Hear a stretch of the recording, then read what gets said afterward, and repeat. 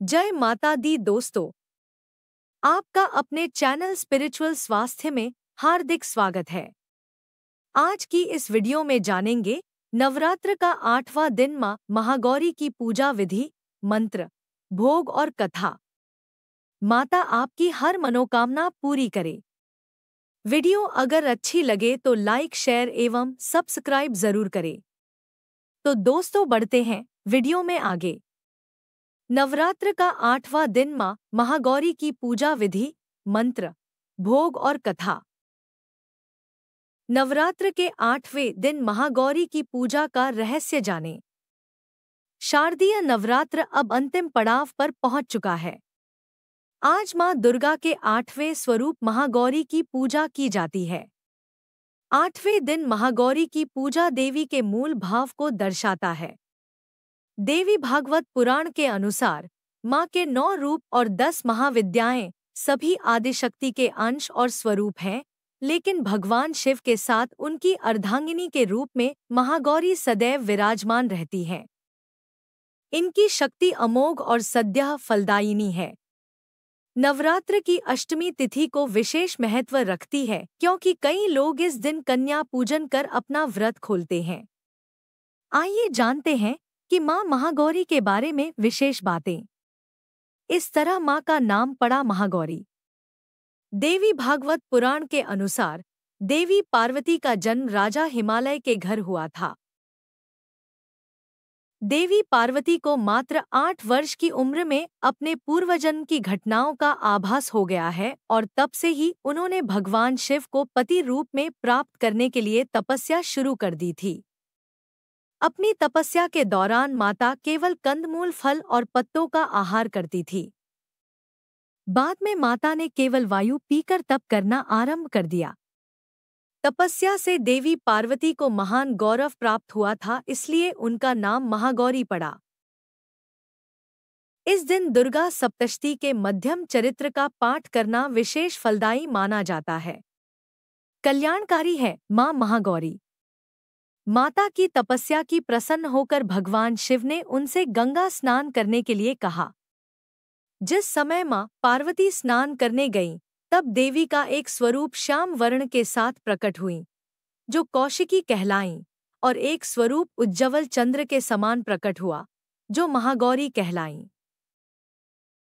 गौरी रूप में माता अपने हर भक्त का कल्याण करती हैं और उनको समस्याओं से मुक्त करती हैं।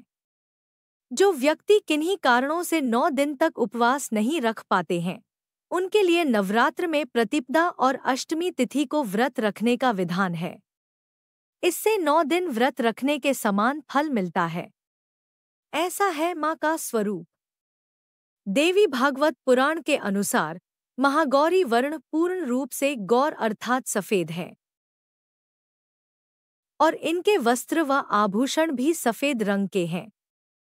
मां का वाहन वृषभ अर्थात बैल है। मां के दाहिना हाथ अभय मुद्रा में है और नीचे वाला हाथ में दुर्गा शक्ति का प्रतीक त्रिशूल है। महागौरी के बाएं हाथ के ऊपर वाले हाथ में शिव का प्रतीक डमरू है।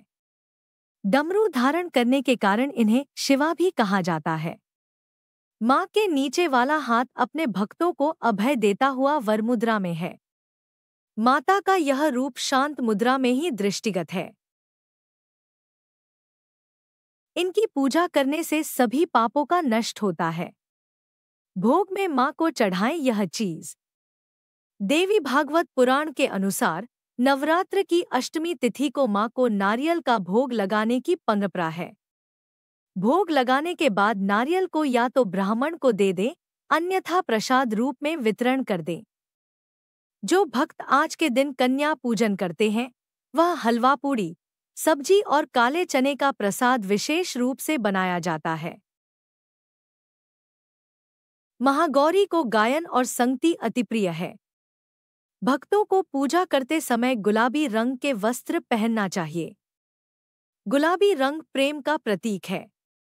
एक परिवार को प्रेम के धागों से ही गूंथ कर रखा जा सकता है, इसलिए नवरात्र की अष्टमी को गुलाबी रंग पहनना शुभ माना जाता है।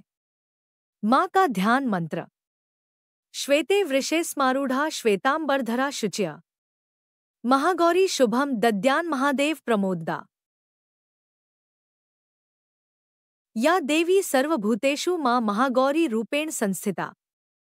नमस्तस्य नमस्तस्य नमस्तस्य नमो नमः। महागौरी कवच ओंकारः पातु शीर्षो मां हि बीजं मां हृद्यो क्ली बीजं सदा पातु नभो गृहो च पाद्यो ललाटन कर्णो हूँ बीज पातु महागौरी मां नेत्रं घ्राणो कपोत चिबुको फट पातु स्वाहा मां सर्ववदनो। अष्टमी के दिन महागौरी की आराधना इस तरह करने से असंभव कार्य भी संभव हो जाते हैं। समस्त पापों का नाश होता है, सुख सौभाग्य की प्राप्ति होती है और हर मनोकामना पूर्ण होती है। कन्या पूजा करने से होती है सौभाग्य की प्राप्ति। जो भक्त इस दिन कन्या पूजन करते हैं वह माता को हलवा व चना के प्रसाद का भोग लगाना चाहिए। इस दिन कन्याओं को घर पर बुलाकर उनके पैरों को धुलाकर मंत्र द्वारा पंचोपचार पूजन करना चाहिए। रोली तिलक लगाकर और कलावा बांधकर सभी कन्याओं को हलाव, पूरी, सब्जी और चने का प्रसाद परोसे। इसके बाद उनसे आशीर्वाद लें और सामर्थ्यानुसार कोई भेंट व दक्षिणा देकर विदा करना चाहिए। ऐसा करने से भक्त की सभी इच्छाएं पूर्ण होती हैं और सौभाग्य की प्राप्ति होती है। माँ का यह रूप मोक्षदायी है, इसलिए इनकी आराधना करने से असंभव कार्य भी